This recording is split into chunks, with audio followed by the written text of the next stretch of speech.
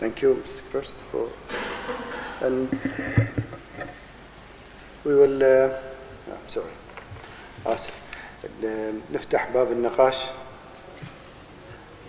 عندنا وقت قصير حوالي نص ساعة، نحاول أن نغطي جميع الأسئلة الممكن أن تغطى. أرجو أن تكون الأسئلة يعني واضحة بحيث أن يكون الجواب سهل عليها.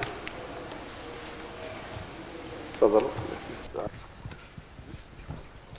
بسم الله الرحمن الرحيم. باسمي ونيابة عن عمال البحرين تقدم بخالص شكر والتقدير لسعادة الشيخ عيسى بن إبراهيم آل خليفة مدير عام الهيئة العامة للتنمية الاجتماعية ولمؤسسة مهنا وميريل لانش على تنظيم هذا المؤتمر الهام في هذه الفترة بداية الألفية. وحقيقة أنا ليس لدي سؤال محدد في الموضوع، وإنما بصفتي عضو مجلس إدارة وممثل على التنظيم العمالي يمكن أن نحن نتقاسم أو نتشارك في القلق الذي ينتظر مثل نظام التأمين الاجتماعي في البحرين أو أنظمة التأمين الاجتماعي على مستوى العالم. وهذا القلق بودي أن أيضا أتطرق وأتشارك مع السيد ديكن حول القرارات المؤلمة التي يجب التفكير بداية أو التفكير المبكر لاتخاذها أو وضعها موضع التنفيذ حتى نبتعد أو على الأقل نؤمن مستقبل الأجيال القادمة والأجيال العاملة الحالية فيما يتعلق بالضمان الاجتماعي. قبل أن أتطرق إلى قرار مهم، اسمح لي سعادة الشيخ عيسى فقط لإيضاح بعض النقاط. يمكن أيضا احنا نتفق تماما مع ما تفضل فيه سيد ديكن في محاضرته، ويمكن الكلام اللي قاله ندركه تماما أو ما تفضل فيه من معلومات حول الأنظمة في العالم، وأيضا القلق بالنسبة للبحرين نتشارك فيه تماما ونتعرض له في كثير من لقاءاتنا العمالية أو لقاءاتنا مع حتى الأطراف الاجتماعية. وبالتالي احنا يمكن نقف نفس الموقف في عملية الردود. وعلى سبيل المثال يمكن هناك بعض التساؤلات انه يتقاعد انسان وليس له اي جهة تستفيد او يتوفى المتقاعد وليست هناك جهة تستفيد، فكيف يتصرف في امواله؟ الجواب احنا ببساطة حتى يعني نواجه هذا الرد نقول له اوصي بان تحمل معك اموالك الى القبر مثل ما كانوا يعملون الفراعنة. فالفهم العام طبعا هذا غير صحيح، لكن حتى انت لما تتوفى بعد انت لا تسأل اين تذهب اموالك، لكن القلق لدى المتقاعدين او المشتركين انه شنو مصير الاموال، لا يفكر انه ما مصير اموال التأمينات لو هناك مشكلة او انخفاض في عملية السداد او عملية الحقوق او المزايا. هذه المشكلة حقيقة تدفعنا الى اولا ان نحن يجب أن يكون فهم التأمينات الاجتماعية مهضوم ومقبول لدى المجتمع بشكل عام، لأن لم يكن هناك تأمين لم يكن هناك أيضا ضمانات في إصابات العمل، في معاشات التقاعدية، في معاشات الأسرية المتقاعد المتوفي وهكذا. فأنا فقط أريد أن أقول أنه هو فعلا يجب أن تؤخذ قرارات على مستوى المجتمع وعلى المستوى الوطني، ولكن بشكل مجمع، يعني تشترك فيه أطراف عدة، يعني كلجنة وطنية تشترك وتضع المشكلة في سلة قرارات، وليس يعني على أساس أن التأمينات الاجتماعية لا تتحمل وحدها المشكلة الرئيسية. الآن في توجه أن التأمينات يجب أن تتحمل مشكلة البطالة ويتحمل مشكلة رفع الأجور التقاعدية، وهناك تقاعد مبكر وإلى ذلك. فلا بد أن نتوجه الآن من هذا المؤتمر بتشكيل لجنة وطنية لمناقشة القرارات المتخذة على أساس أن نأخذ قرارات قد تكون مؤلمة وقد تكون مناسبة للمجتمع ككل حماية للأجيال القادمة وأنظمة التنمية الاجتماعية في البحرين. شكرا لك سعيد. لو أن سؤالك ليس سؤالا واحدا وعدة أسئلة، if you excuse me, I will just answer the part of my my side, and I will leave the others for you, please, if you kindly. Thank you.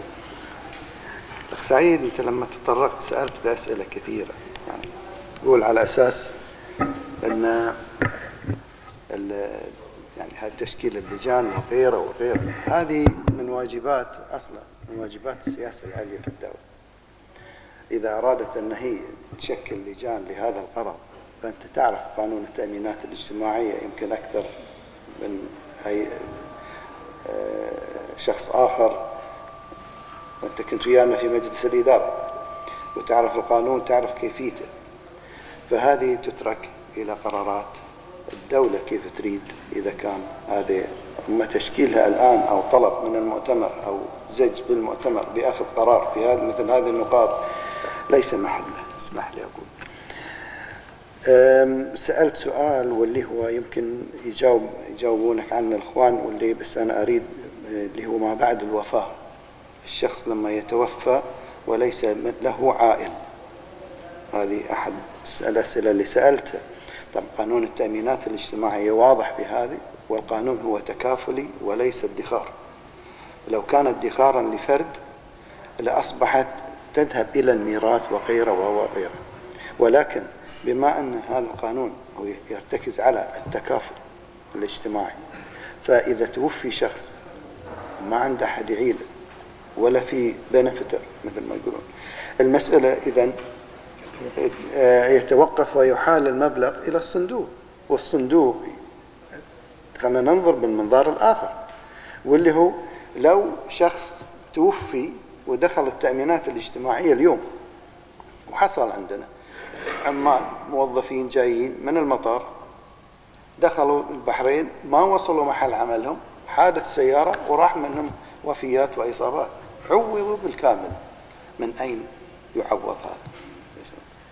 فهي النظام نظام تكافلي وليس فردي ادخاري. فهذه إن شاء الله تعرفه وما يحتاج أشرحها لك لأنك أنت فاهمه، ولكن سؤال سئل فالجواب للعموم أن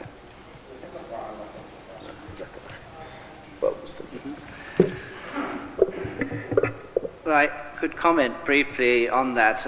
I think the other aspects of your remarks were more addressed to the Bahrain situation.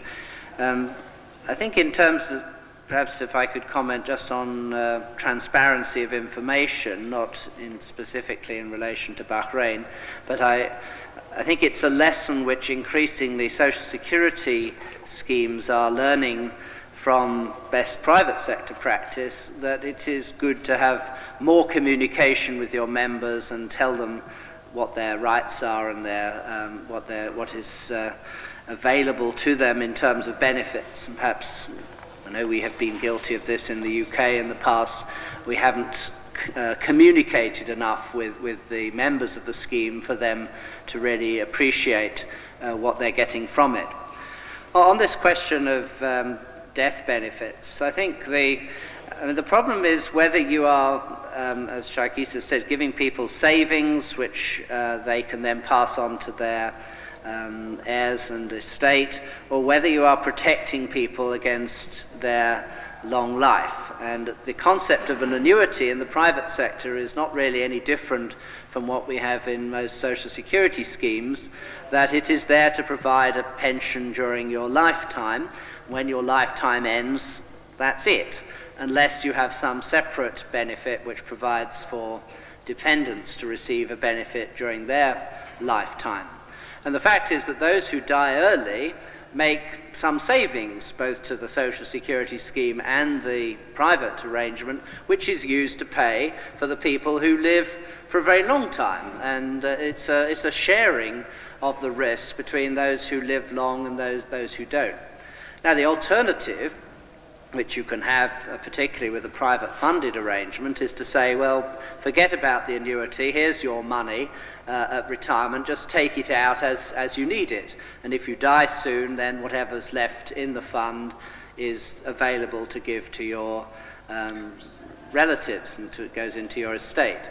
The other side of that coin is that when you've finished taking all the money out, when you get to the age of 75 or 80 or something, what do you live on with the rest of it? Because in that arrangement there's no insurance against long life, whereas an annuity and a pension payable from Social Security gives you that protection against long life, but the other side of the coin is that the people who die earlier in a way forfeit that, because that has to be used to pay for the people who live a long time. Thank you. سامح ترى أنا ما أشوف الليتات كسر عيني ذاك الصوب، إذا في أسئلة ما أشوف يد مرتفعة ولا شيء. الخلف. تفضل أخي. الميكروفون please. Quickly please to save time.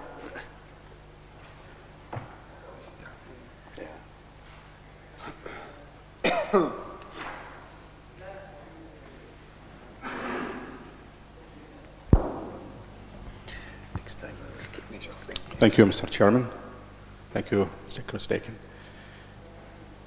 My question to Mr. Dakin is about the schemes that are, for example, in Bahrain and the area, which is supposed to be fully funded schemes, are expected to be facing some problems in the long term. And at that stage, we'll be probably shifting to pay as you go. Now, how long can a scheme survive at pay as you go system after shifting from fully funded to pay as you go? And can we switch back from pay as you go to fully funded? Thank you. Well, I think starting at the end, the answer to that is probably no. It's very much more difficult to go back from being pay-as-you-go to fully funded than it is to go from fully funded to pay-as-you-go. It's really quite easy to go from fully funded to pay-as-you-go, and a number of countries have done that, starting with the idea that they would build up funds and then increasingly finding that those funds were not sufficient to meet the future liabilities, either because the contributions were not raised sufficiently or because the benefits were increased, particularly for existing people, and that money had not been set aside in advance. So we have a number of schemes which have quite large funds which were built up in the early days when they were starting, and then when they transfer to being a more pay-as-you-go scheme, they have the advantage that they have the fund there which provides income, and that helps to keep the contributions down, provided they don't use up the fund. I mean, the worst case is that they manage their affairs that they start to use up the fund. But you can regard the fund that you've built up as a good buffer against future experience, and also a provider of part of the resources to pay for the benefits. And so, for example, in a country we advised, Jersey, island off the UK, they have a semi-funded scheme like that, with quite a good fund that built up over the first 20 years of the scheme. That provides a good source of income to the Social Security now, enables the contributions to be kept lower than they would otherwise be, but they're not building up more funds now as they were in the early days.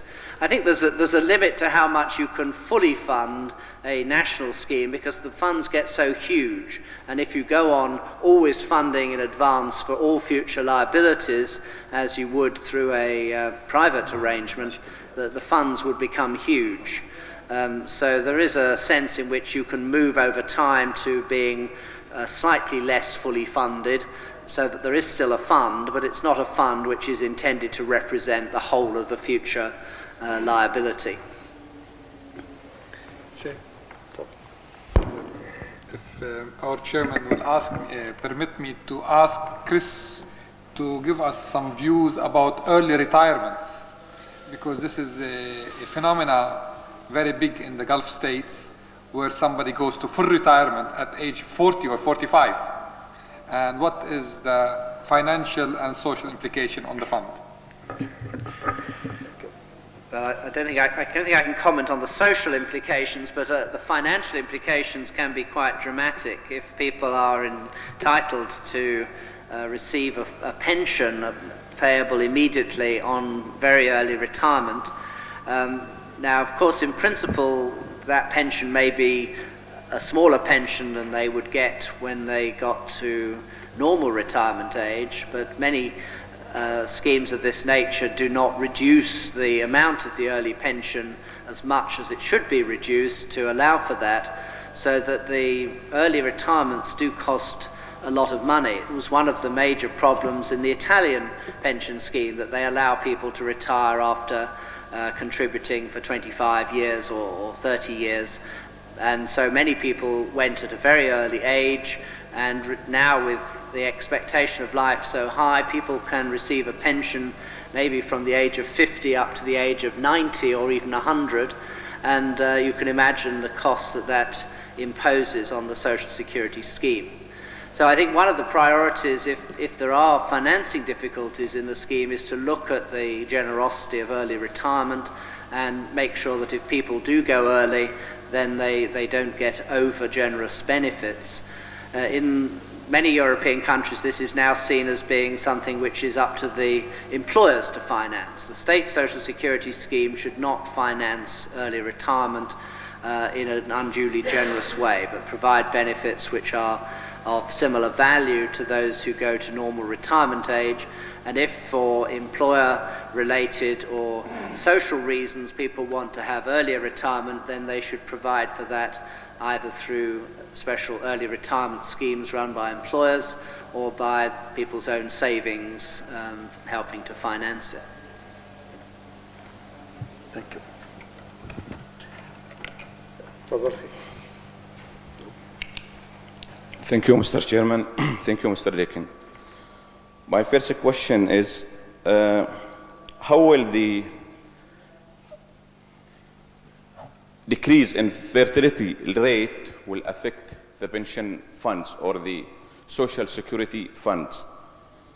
And my second question is, if the proposal to increase contribution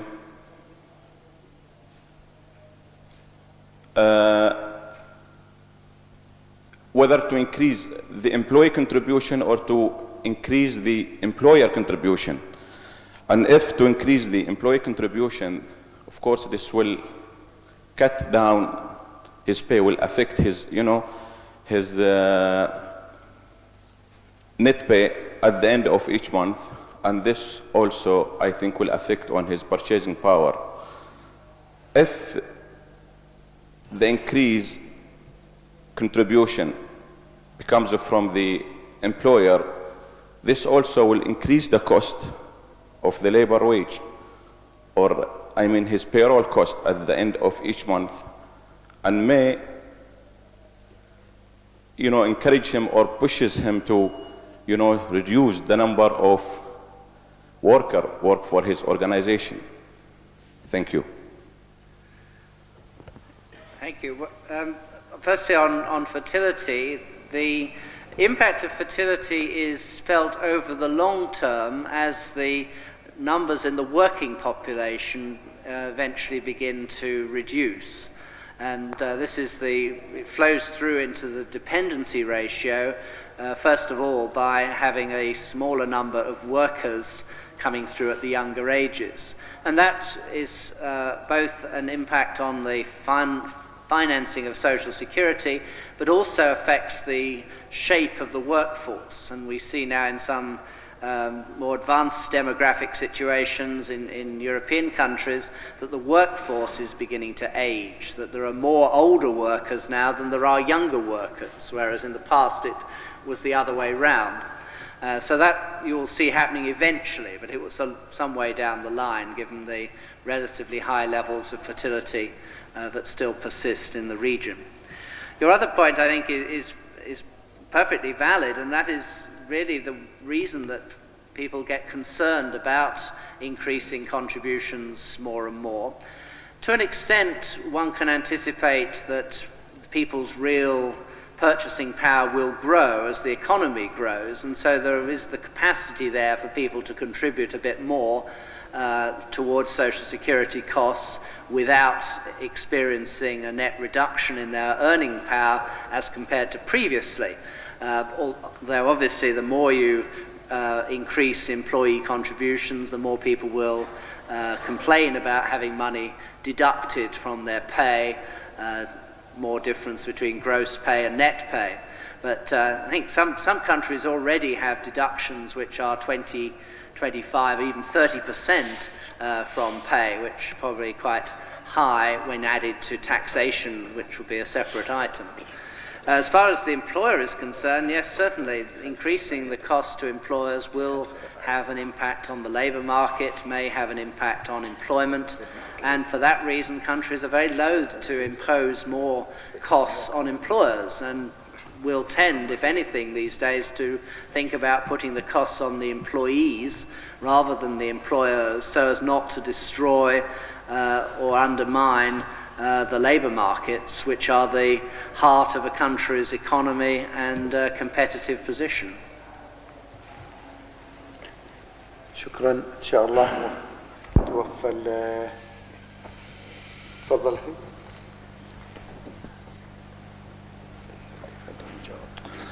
Thank you very much. Actually, here in the Gulf region, we think that we are a little bit lucky to start late and try to get the benefits from the mistakes which has been in the other countries, especially the developed countries. Well, the shift from the defined benefit to the defined contribution, I think Mr. Muhanna will highlight. And the question is still there, that is there any ideal solution? Now, if we know that there are many drawbacks to the defined benefit, and we know that the defined contribution with its glorious appearance, that it has got some advantage over the defined benefit. But there are some circumstances actually here in the Gulf states. The most important is the awareness of the people of how they will benefit from the defined contribution better than the defined benefits, and how they can know their rights and build their future in such a way better than depending on the state management for the defined benefit. Another challenge is the appropriate capital markets here. When you adopt the defined contribution, there should be an assumption that your capital market is properly functioning. That's another challenge. Well, my question is that I have heard that the World Bank has got some suggestion which called the 3 pillars approach of the social security system. I'd like Mr. Dakin to highlight that approach. And another question, is there any significance between defining a retirement age for the female and the male? Because as we hear that from your presentation, that there have been some reform to the UK system, that the retirement now is the same for 65 for both. So is there any significance here? Because we have in our regulations that we differentiate between these two factors. Thank you very much. Thank you. On that last point, I think traditionally most social security schemes differentiated between male and female retirement age, for varying reasons. And in the UK, it goes back to the start of our post-war scheme, and I think it was felt that on the whole men were married to women who were several years younger than them, and therefore pitching the retirement ages with that differential of 5 years may mean that they came to retirement age at about the same time, or something like that. In Soviet Union and former Eastern European countries, they thought that it was fair that women should have earlier retirement age because they had borne children and contributed to the economy in that way. So the more children they had, the earlier they were allowed to retire. Now I think the thinking, certainly in Europe and North America, has gone in the direction, well, men and women now participate more or less equally in the labour force, so there doesn't seem to be much logic in having a different retirement age for the men and the women. And so I think you find increasingly them coming together, and in Europe we effectively have European legislation which is pushing in the direction of equal treatment, which was a background to that decision.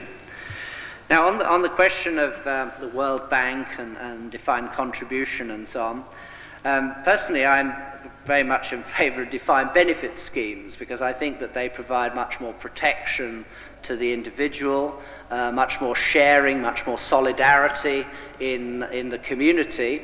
Defined contribution is much more of a concept of a savings plan, and each person to themselves, and you get what you pay for. So it has clarity in that respect, but on the other hand, if for some reason you're not able to pay so much, because you earn not very much, or because your career is broken in different ways, then that reflects directly in the pension you get, and the less you pay in, the less pension you become entitled to. Also, most funded defined contribution systems expose the individual entirely to the risks of the marketplace, so that whatever happens to the market value of their investments as they get to retirement age will be reflected in what they get as a pension. And that could mean, in the event of a slump in the market, that they could have a bad time of it if they retire at the wrong moment. And they're also exposed to the cost of buying annuities, which can also be affected by the market. And you can find interest rates falling in a particular period, meaning that annuities get more expensive. And if that happens at the same time as the stock markets are falling, you get a double effect. So I think the defined contribution system does expose the individual to more risk. Now the World Bank concept, I think, is based on the idea of economic efficiency being more promoted by a defined contribution system, because it doesn't create what they see as inefficiencies in the labour market, discouraging people from changing jobs and that sort of thing. So the fact that everybody has their own individual account which builds up whoever they're working for is something which they see as promoting mobility in the market, labour market efficiency, and also I think they have in there some philosophical idea that it's better for people to have their own identifiable pot of wealth which they're building up for their pension, which they maybe understand because they can get a sort of statement each month, this is how much it is, whereas in the defined benefit scheme, people don't always quite understand what their benefit is going to be. They think it's going to be all right in the end, but it's difficult to define exactly what their benefit is before they get to retirement. Their belief is that it will relate some way to their earnings level. And I think that's the key, because if it does relate to their earnings level, then they have got a certain security when they get to retirement that their pension income will be related to what they had before.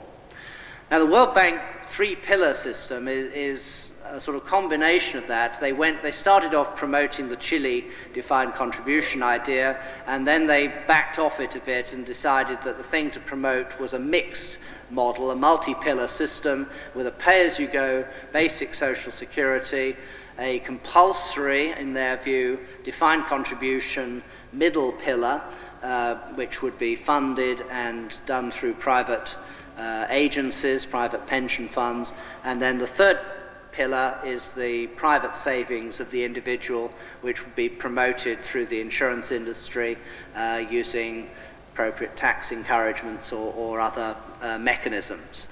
I think the important difference between the World Bank philosophy and other thinking, for example in the ILO or the ISSA, is that the basic first pillar in the World Bank's concept is kept as small as possible and is usually intended to be just a protection mechanism for the low paid, a sort of safety net, whereas in the ILO philosophy the basic pay-as-you-go pillar can be much more than that and can be a substantial part of the structure of retirement provision in the country. And personally, I think this is entirely up to each country to decide the balance that they want between safety net arrangements, central provision at a defined benefit level, funded arrangements, and so on. Almost every combination is possible, and it's partly what you've had before, what you're comfortable with, how society is structured. And I don't think any country should be pushed around either by the World Bank or the ILO on these sort of issues.